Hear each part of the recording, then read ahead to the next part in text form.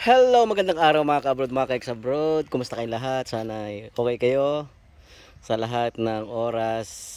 At eto pala, yung ating tanim na okra dito sa tabi ng bahay kubo ay namumunga na. Kahit marami pinagdaanan itong mga okra na to ay napilitan din silang bumunga.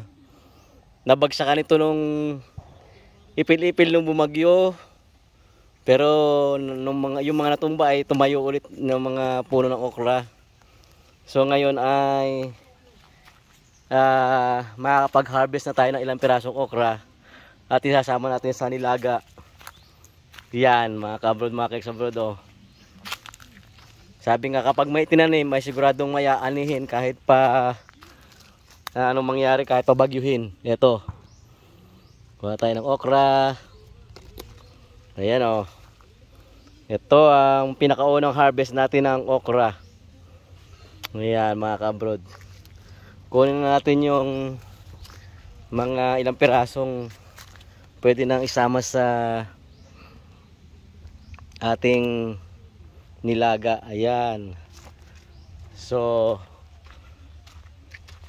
sigurado ito dire-diretso na ulit ang pamimitas natin ng okra kasi once na bumunga yan, dire-diretso na po yan.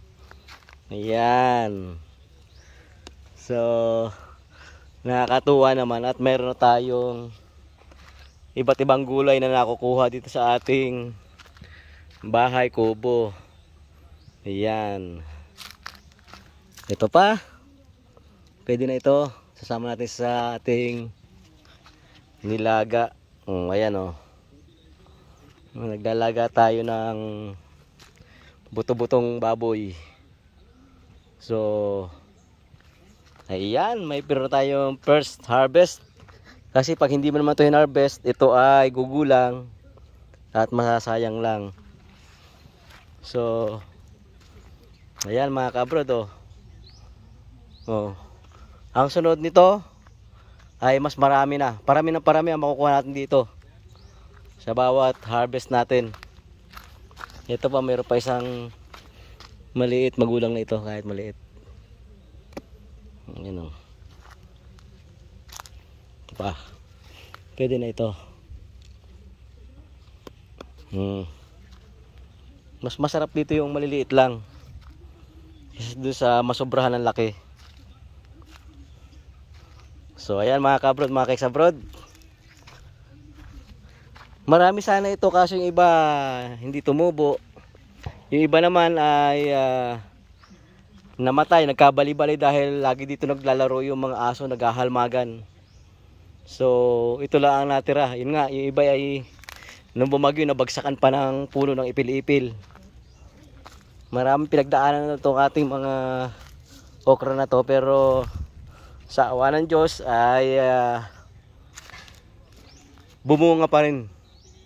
Mayroon pa rin tayong natirang mga ilang puno na ngayon ay namumunga na.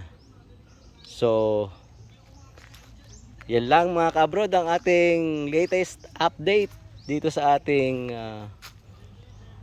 bahay kubo, na ngayon ay talagang dumarami na, nadadagdagan ng ating mga gulay. Yung listahan ng ating mga first harvest, eto, napasama na itong okra. So hanggang sa muli, salamat sa panonood and ingat po tayong lahat sa mga sakuna at aksidente. Makakaiwas po tayo kung tayo ay patuloy na mag-iingat. Maraming salamat sa panonood and bye bye.